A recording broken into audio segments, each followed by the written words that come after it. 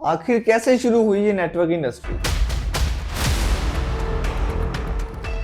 और क्यों पाकिस्तान में सिर्फ ये 4 कंपनीज ही नजर आती हैं और ऐसे में कोई नया नेटवर्क इस इंडस्ट्री में आने की कोशिश करता है तो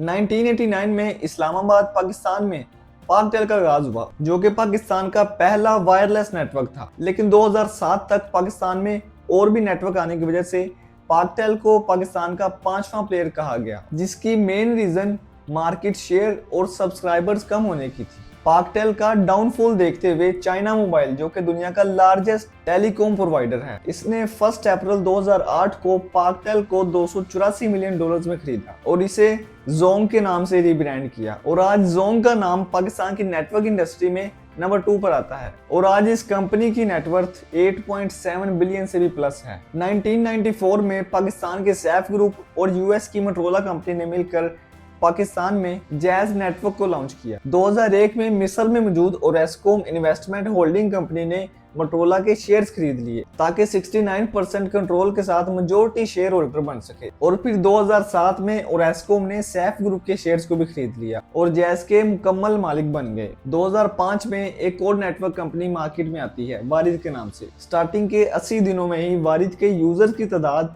10 लाख से प्लस हो गई और वारिद 10 साल तक चला। और फिर 2015 में जैज ने वारिद को भी खरीद लिया और फिर जैज पाकिस्तान का सबसे बड़ा मोबाइल नेटवर्क बन गया। इसके अलावा 21 साल पहले 2004 में टेलीनॉर भी पाकिस्तान में आया और आज से 24 साल पहले यूफोन भी पाकिस्तान में आया। लेकिन पाकिस्तान की नेटवर्क इंडस्ट्री में कंपटीशन सिर्फ जैज और जोंग का है। अब इन नेटवर्क्स के होते हुए कोई और नेटवर्क कंपनी अगर आती है तो ये कंफर्म है कि वो फ्लॉप हो जाएगी। लेकिन एक तरीका है, जैसे कि कहा यह जाता है कि जब शुगर चीनी की इन्वेंशन हुई तो चीनी बनाने वालों ने जब इसे सेल करना चाहा तो चीनी खरीदने के लिए कोई भी तैयार नहीं था। अब चीनी एक नई चीज थी तो लोग अभी इसके आदी नहीं थे। अब शुगर मेकर्स ने एक स्ट्रेटजी का यूज किया। उन्होंने क्या किया कि शुगर को फ्री बांटना शुरू कर दिया। अब फ्री होने की वजह से लोगों ने शुगर को इस्तेमाल करना शुरू कर दिया। टाइम गुजरने के साथ साथ लोग चीनी के एडिक्ट हो गए और चीनी डेली लाइफ में एक नीड बन चुकी थी। अब शुगर मेकर्स ने शुगर पर प्राइस लगा दी और प्राइस लगाने के बावजूद